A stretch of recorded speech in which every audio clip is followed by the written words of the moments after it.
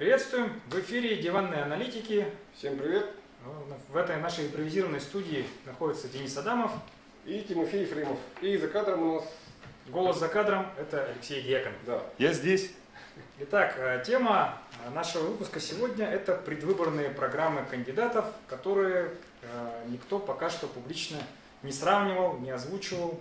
И, собственно, наверное, мало кто из горожан читал эти программы. Мы поэтому решили сделать эту работу за вас и ознакомить с этими программами. Если у вас не было времени с ними ознакомиться, то мы вам озвучим и сравним, насколько эти программы интересны и состоятельны. Программа на сегодняшний день является этим Показателем того, что собой представляет кандидат. Да, в любом смысле, программа это что? Это то, что ставит перед собой, какие задачи ставит перед собой кандидат, что он считает важным, какие проблемы он выделяет. И самое главное, должно прописано быть, как он эти проблемы хочет решить. Да. Сколько я на своей памяти выборов, скажем так, припомню, везде программы говорят лозунгами, что нужно делать, но нигде, редко где говорится, как делать. То есть, если человек видит проблему, скажем так, конечно, хорошо, что он ее заметил. Конечно, хорошо, что он говорит, что ее надо решать. Но еще лучше, когда он указывает механизмы, как с этим бороться. Вот это самое интересное, мне кажется, должно быть в программах. Я надеюсь, что в программах, которые мы сегодня зачитаем, мы, наверное, и найдем какие-то механизмы и пути решения тех проблем, которые наши кандидаты, скажем так, заметили, выделили и решили, скажем так, решить совместно с избирателем. Ну вот в этом плане краткая сестра таланта, как говорится, да, у нас есть очень программа первого кандидата. Начнем, да? Вот, пожалуйста. Вот программа у нас безгрешная, безупречная. Так, это программа Дениса Васильева, да? А, твой тезка, да? Да, мой тезка, вот, честно говоря, я тоже... Вот вообще, по идее, с одной стороны, хорошо, когда вот все лаконично и четко на одной странице. 10 пунктов, четко ясно, да? Четко ясно, вроде бы. И значит, это получается, что человек, как лаконичный, четкий, он умеет все это выделять, четко членять основные мысли. И все не это, растекается мысль по не растекается, воды тут нет как бы. Смотрим. Первый пункт. Увеличение доли НДФЛ для города Якутска до 60%. Нет, в настоящее время 40%. Нет, это хорошее предложение. Другое дело, что это надо защищать на уровне республики. Это нужно, чтобы республика больше давала. Нет, это нормально. Ну, имеется в виду, это городским властям под силу этот вопрос пролоббировать? Да, об этом же говорят уже многие годы. Но никто этого не делает. Об этом правильно говорят. Второе. Сокращение чиновников 30%. На треть городских. Да. Ну, скажем так, я боюсь даже, что если об этом декларировать, это можно сделать, да? Но на самом деле мы уже знаем, как это делается. Уже как это делается в правительстве. Сокращают, плодят около государственной структуры.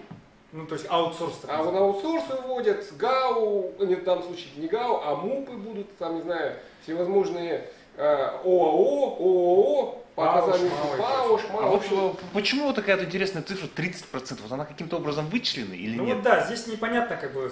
Почему не 50? Почему не 70? Да, то есть каким образом выделено 30%? Ну, мне кажется, она так, скажем так, ее не слишком большая, да, чтобы не быть популистом, да, до 50%, чтобы людей не обидеть. Но в то же время треть, как бы, уже много достаточно. Мне кажется, чисто психологически. Половина много, а треть нормально. Чтобы не сильно не видно. Тоже, 10, скажешь, 10, а что 10 чиновников достаточно? Че вы херня? Ладно, сокращение расходов мэрии на поддержку СМИ и собственный пиар. Ну, как представитель СМИ я против сокращения поддержки СМИ, а вот за сокращение пиара я за. То есть можно было бы оставить только собственный пиар, как бы, да? То есть, не заниматься самопрославлением, да, а заниматься объективным освещением работы, да, потому что все-таки нужно понимать, что это же рабочие места, это социальная нагрузка в какой-то степени. Про СМИ не имеешь в виду? Люди работают в СМИ, они хотя бы где-то работают. В период кризиса, если ты сократишь расход на поддержку СМИ, пойдут на улицу, начнут там подрывными вещами заниматься. Да, начнут грабить, торговать спайсом. А зачем им это нужно? Господа, у нас еще 3 программы. Давайте. Так, за счет экономии средств, опять же, за счет сокращения на 30% и отказа от СМИ, Да. И, Вот прямо будет не бесплатный Wi-Fi в центре, а Я по просто всему удивил. города Якутска. То есть, знаешь, 10 пунктов это же очень мало, да? И прям одним жирным пунктом Wi-Fi. То есть, как бы, подробно расписал бы там про дорогу, например, там, про строительство, ветхий фонд. Нет, одним очень важным пунктом выделил Wi-Fi. Нет, между прочим, Wi-Fi упоминается еще у одного кандидата. Это тема важная, она рассчитана на молодежь. Ну да. Молодежи нужен Да. Wi-Fi. Ну да. В принципе, правильно. Это Ютубчик некий, гонять. так скажем так, ну, не знаю, аванс, не знаю, не боюсь Идешь, сказать слово, подкуп. Да, идешь такой, потыкаешься по городу, тонешь, блин, но Wi-Fi. Но Wi-Fi, ты вещаешь такой, я вот иду по колено в воде, смотрите, Wi-Fi работает, все хорошо, там, все быстро. Тону, блин, потыкаешься. Ну, что там есть еще интересно? Так, людям, трудившимся на благо нашего города и создавшим его инфраструктуру, предусмотреть доплату пенсии из городского бюджета. Ну, тут, видимо, повторяется опыт мэра Лужкова, который создал московскую так, надбавку. Ну, это чисто на пенсионеров рассчитано, чтобы пришли проголосовать. Не, ну тут не пенсионеры, говорят, тут люди, трудившиеся на благо нашего города. Ну, вот ты, например, работал в предыдущей мэрии на благо города? Не, ну в каком-то смысле мы все работаем на благо города, правильно? Ну, То есть мы тоже имеем право его рассчитывать. инфраструктуру. Ты создавал инфраструктуру городскую? Ну, если ты в мэрии Информационную работал, то ты инфраструктуру, участвовал. пожалуйста. Это что, не инфраструктура информационная? Ну, одно время студенты привлекались для каципки, вот, набережной и прочее. То есть я человек, который в молодости что-то копал для города, инфраструктуру создавал. Ну да. А я писал про инфраструктуру, тоже создавал в какой-то степени ее. Остановить рост цен и тарифов ЖКХ. Ввести продуманную политику ценообразования и контроля над ростом цен. И опять же на тарифы услуг со стороны города. Усилить контроль на предоставление горожан услуг управляющим компаниям. То есть, Ну это правильно, но, как говорится, говорить не ясно, как это делать. За все хорошее против всего плохого. Да. Перевод служб по очистке и ремонту улиц, ночной режим работы. Это было озвучено на дебатах. Да, это было, скажем так, на дебатах, и сразу скажем, что тут могут привлечь по нарушению. Не, ну если ты в интернете посмотришь, там очень много примеров, когда работа ведется ночью. Ну, я скажем что-то так, не видел, чтобы тут прям прибегали и штрафовали тех, кто это все Думаешь, делает. что это Даже нормально? у нас были моменты, я помню, там некоторые работы ночью. ну, если тихонечко, как бы, тихонечко нести. Нет, тут Банки не собирать. об этом идет речь, тут идет о прокладке асфальта, там, прокладывании траншеи. Ну, если глушители какие-то изобретут, не знаю. Ну, короче, Короче говоря, какой-то глобальный вопрос. Не, да? на Мы самом его деле, долго будем обсуждать. Да, долго, да? Так, благоустройство асфальтирования внутридворовых территорий. Ну, собственно, это сейчас уже осуществляется. Да, механизм программа да, федеральная. да. Как механизм, как это делать, не указано. Запрещение строительства многоквартирных домов в центре города. Центр города перегружен. Вместо сносимых деревянных домов в центре города строят школы, детские сады и иные социальные объекты. Ну, звучит вроде красиво. Да, как это вопрос? Ну, получится у него это, не знаю. То есть у нас сейчас еще не снесенных там сколько? 500 домов, да? Да. То есть 500 школ он нам. Почему бы нет? А почему бы не действительно? Ну вот здесь вот, например, опять же, вот еще магазин. Почему бы не построить школу или садик? Развивать национальные школы. Ну тут тоже вот как в духе этого. То есть обязательно нужно затронуть пенсионеров, молодежь и вот якутское Сохранение языка. Сохранение Это языка. важно. Каждой сестре по Сергею. Да, кажется, То есть мне кажется, что Денис Васильев вечером пришел такой. Так, программа, это как, знаешь, вот честно говоря, как он же преподаватель, по идее, вот мыслит как, немножко как студент, да? То есть, Домашнее задание. домашнее задание. это вот для студентов такая вот сокращенная, такая конкретная Wi-Fi. Все, студент уже за. Я просто как бы сам подход к этой программе, мне кажется, вот такой пришел вечером, программу надо писать, да или что-то. Так, думаю, как-то чисто... Сойдет. Да, как студент домашнее задание сделал так, ну, формально сделал. Ну, садись 3, да? Так, дальше у нас идет программа чуть уже потолще, целых две странички. Нет, ну тут, в Это у нас принципе... говорил Парахин.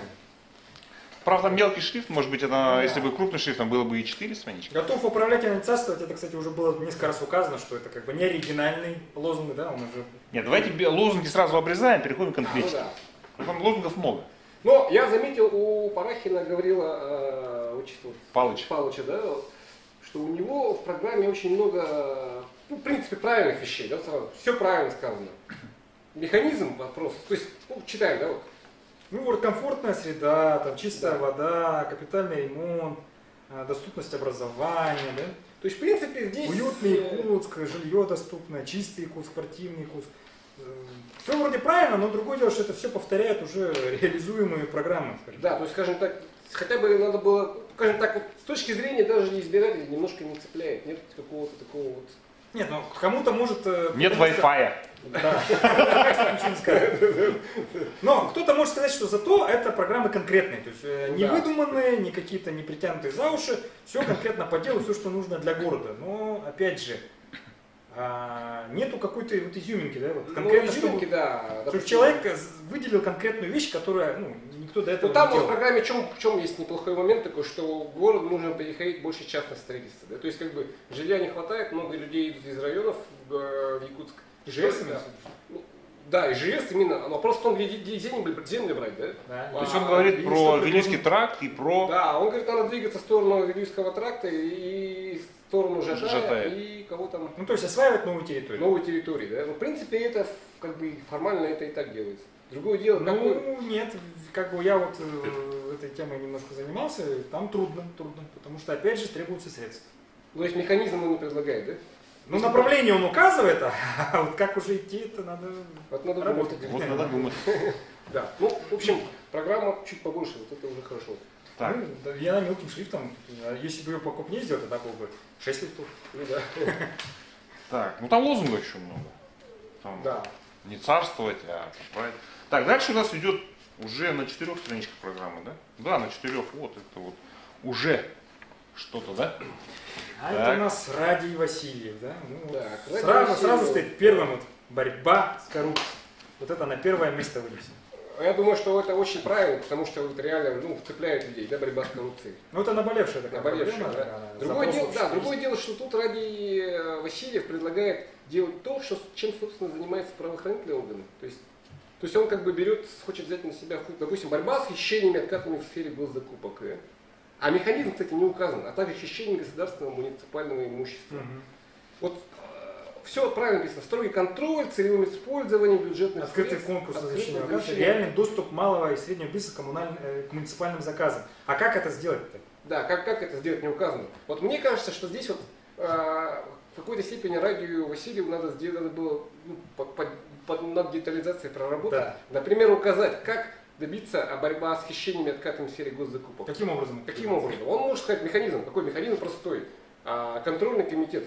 Контрольный комитет при Гордуме.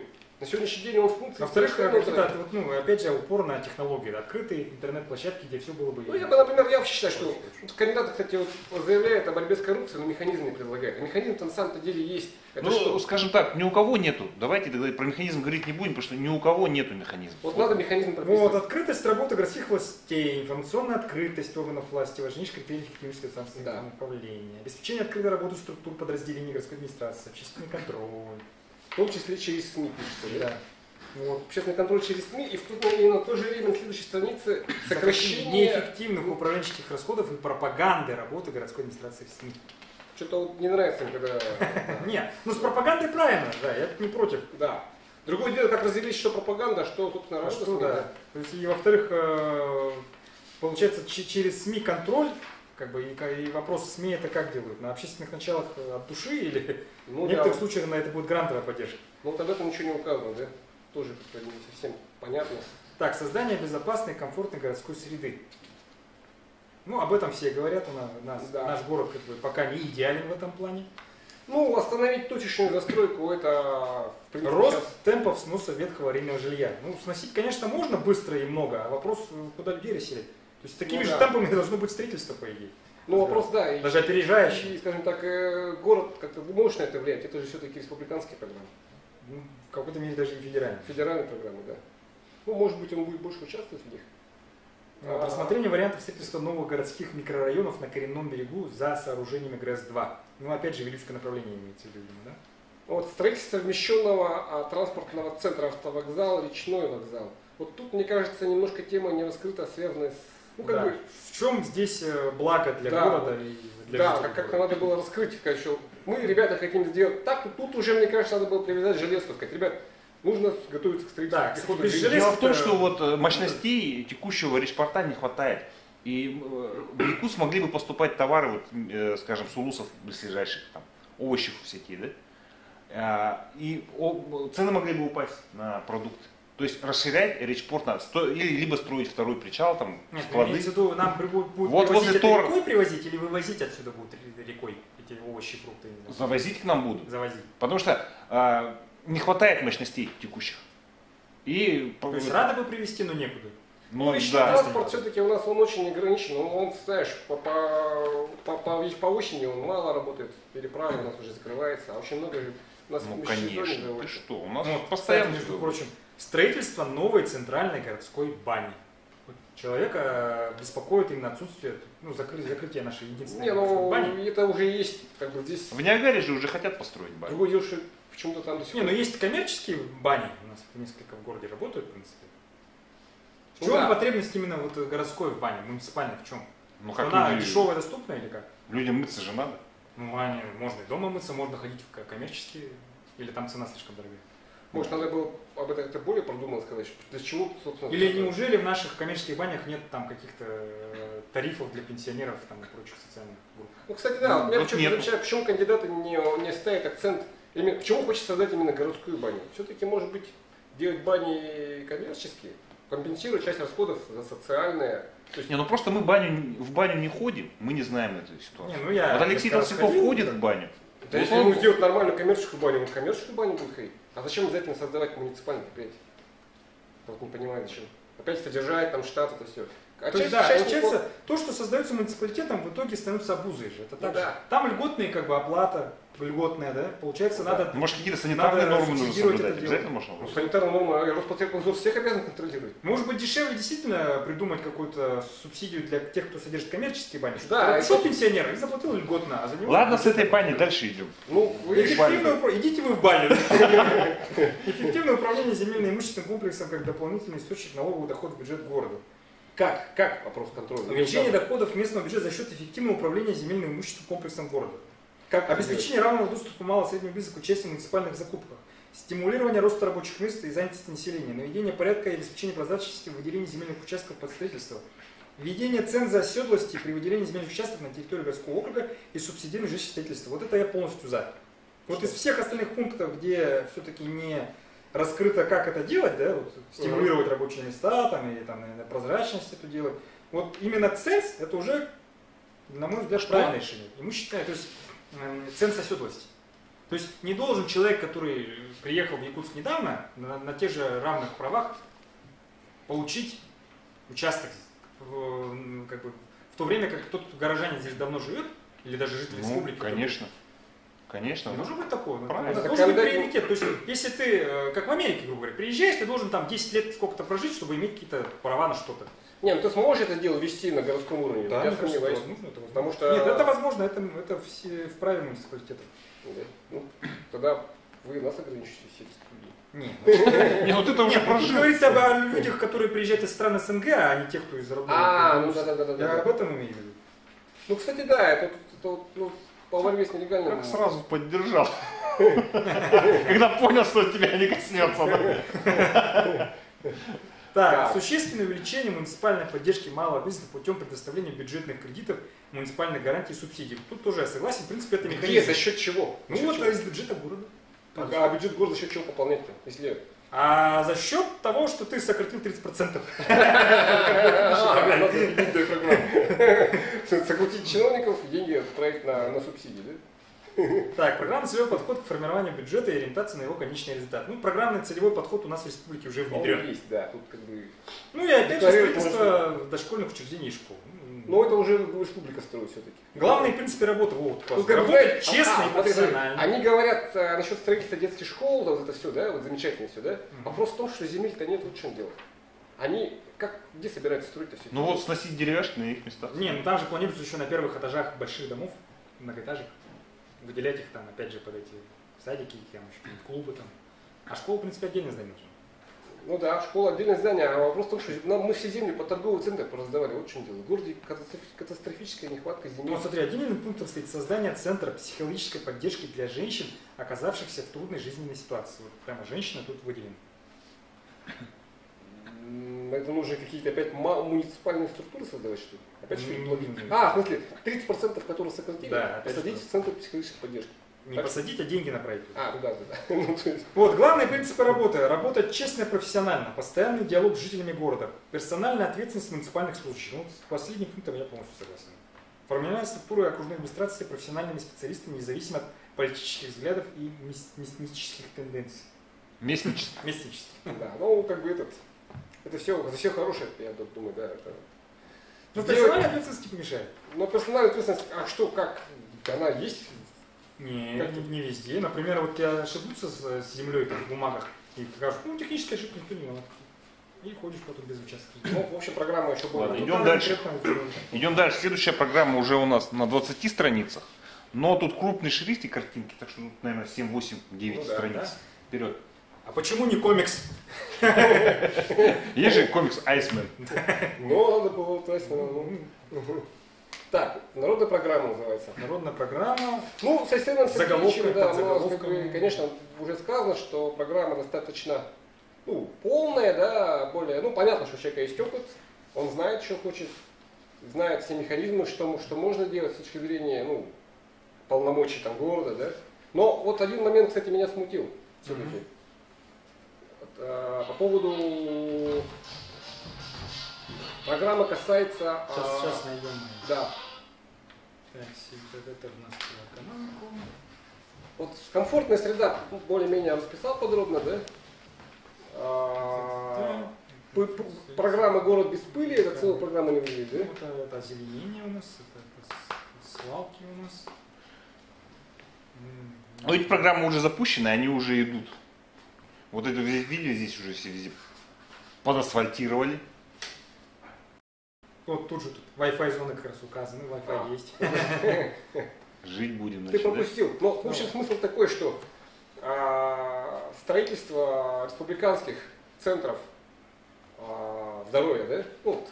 Кардиоцентр, что там у нас было-то? Где-то про школу. Онкоцентр там. Онкоцентр, да, вот, перинатальный центр, вот. Доступность, качество медицинского обслуживания, забота о здоровье горожан всех возрастов станут визитной карточкой Якутска. Все-таки тут надо людям объяснить, что медицинское обслуживание, оно передано в республиканское видение. Это точно. Эти объекты вообще сами по себе Да. республиканские. То есть здесь немножко я не согласен с Александром Сергеевичем, что это в республиканскую, то, что уже заложено в республиканских программах строительства, закладывать в свою программу, немножко это... Нечестно. Да.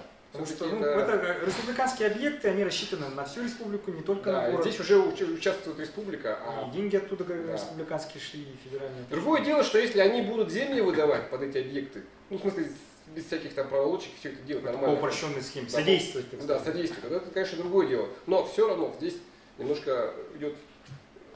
Присвоение чужих лавров, да? Да. Ну, тут говорится о современном развитии, то, что нам нужно. IT-отрасль, да, есть примеры, вот он указывает. По IT-отрасли, кстати, я бы хотел, чтобы этот вопрос был все-таки декларирован не только вот на словах, да, но и на деле, именно по части имущества, да. Вы же все в курсе истории с новым зданием под IT-центр, который по очень супер дорогой цене хотят выкупить республиканские власти. Если город как-то будет этому противиться, я выскажу свое одобрение, да, свой респект. А чем тебе не нравится выкуп здания под IT-центр? Мне цена не нравится. То есть слишком дорого. Там сколько? Миллиарды? То есть айтишники могут и без такого дорогого здания быть. Ну, как-то можно, мне кажется, и поскромнее было. Коворкинг-центр открыть. Это так, да. Из дома работать. Это да. А если город, если мэр скажет, я считаю, что в данном случае эта цена является завышенной. А кому в доход-то идет этот миллиард? Как кому? Владельцу здания. А владелец Кому здания? покупают? Да. ДСК. ДСК. Это ДСКшное здание. Миллиардик действительно, это можно сколько построить домов-то? Поэтому здесь вот этой айтишной темой людей, конечно, завлекает, да, но на самом деле часто под этими делами схемы эти. Поэтому все-таки мэрия должна как бы... А вот как тебе вот это?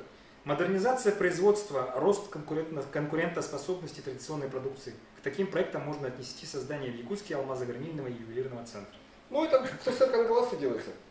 Тостер Кангаласа об этом знаем. А в то же время у нас вот во Владивостоке вот презентуют там совместно российско-индийское дело.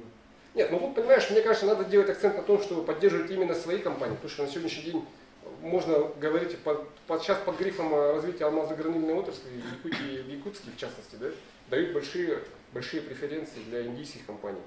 Это неправильно. Нужно развивать. Но если сидят-то местные люди работают, why not? Нет, вот нет.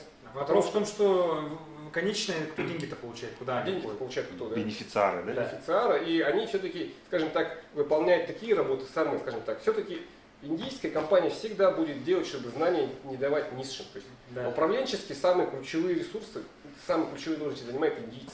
Наши делают работу чисто как принеси, подай, а процессов они внутренних не знают. Поэтому я против того, чтобы просто заявлять, декларировать, что поддерживаем малозагруженную отрасль. Кого поддержать? Надо местных поддерживать. Заявка на то, что на борьбу с нелегальным бизнесом, она очень хорошая, да? Другое дело, как это делается. Потому что на сегодняшний день могут сказать, что, ой, извините, полномочий нет, да? Это нужно, идти туда и добиваться изменений федерального законодательства. Потому что у нас, пардон, Несовершенство. несовершенство. Потому что нелегальный бизнес сегодня в городе занимается выгоднее, чем легальный. Город теряет деньги, город... Ну, значит, город должен быть заинтересован в том, чтобы из тени вывести этот бизнес, чтобы он стал нормально оплачивать все налоги. Да, вот как, Вот, как вот это там, сделать? кстати, и резерв есть для того, чтобы там Wi-Fi поставить везде. И не только. Я имею в виду где? Ну, в нелегальном бизнесе вытащить его. Деньги от нелегального бизнеса пойдут на бесплатный Wi-Fi в городе.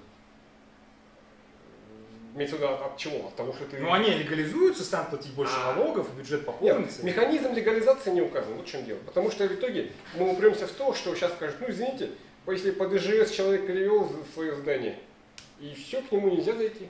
Он торгует с него как хочет. А скажет, ну извините, несовершенство ФЗ. То есть тут как-то, знаешь, хотелось бы конкретики.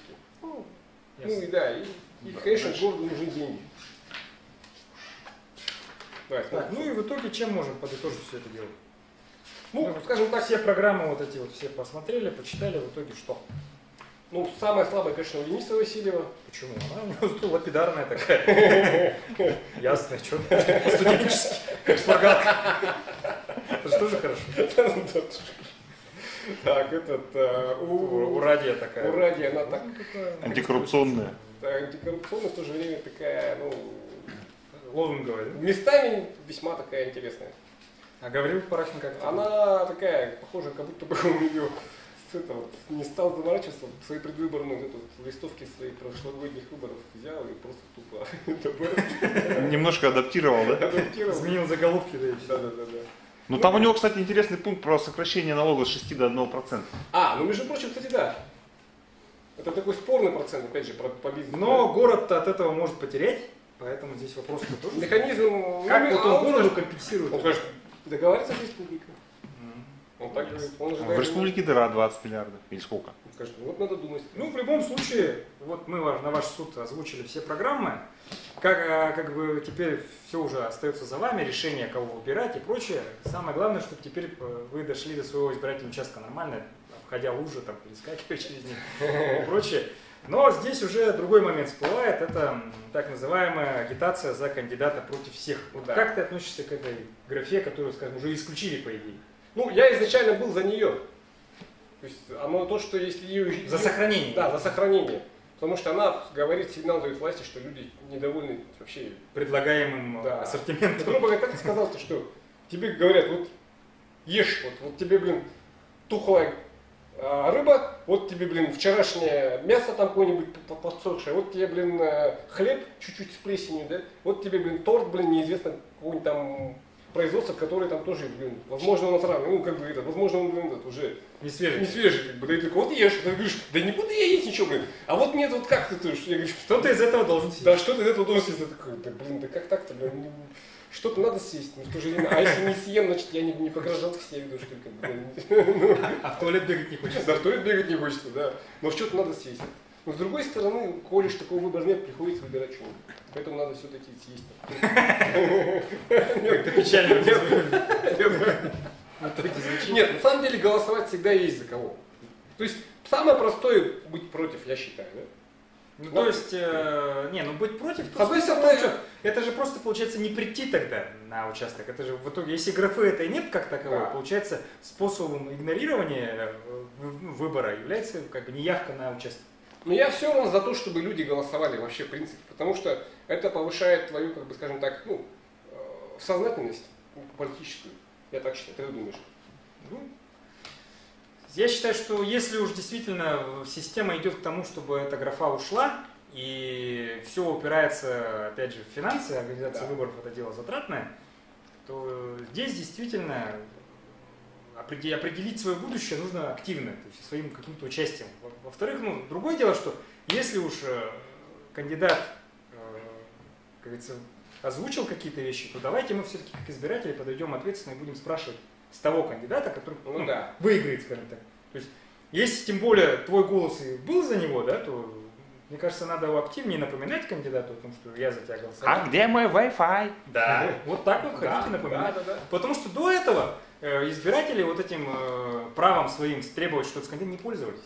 И это порождает безответственность, а безответственность формальное отношение к своим избирательным программам, получается. Не, ну вот ты интересно так предлагаешь, что мы должны, избиратели должны требовать. А механизм ты не предлагаешь. А механизм есть. А какой? Ну элементарно ходить и ныть.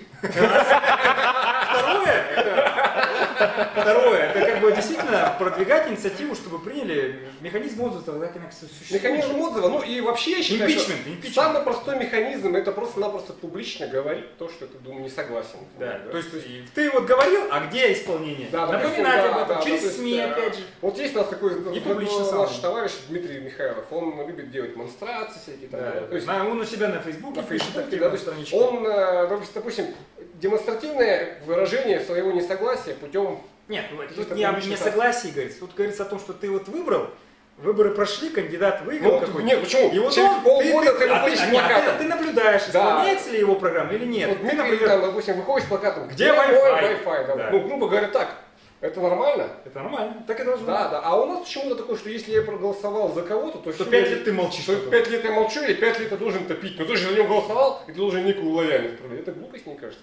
Наоборот, эти люди должны быть еще более критически настроены. Да, то есть они должны именно каждый год, вот этот код, который доверили на царствование, на управление, там, не знаю, каждый год требовать, где он плохого в том, что вы ошибетесь. Вы можете свойственно ошибаться. Но здесь вопрос в том, что надо теперь активно со своих кандидатов требовать. Да.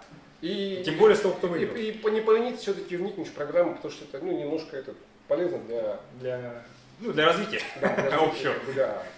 Для понимания ситуации. А то люди часто не задаются вопросами, приходят на встречу с мэром, толком просто даже не могут. Ну и к тому же, о чем как бы говорилось, что у нас наш город, это пока что несколько городов в России осталось, где сохранились прямые выборы, да? Ну да. То есть здесь мы опять же можем, если проигнорируем, потерять вот это право, а по идее назначение не везде хорошо.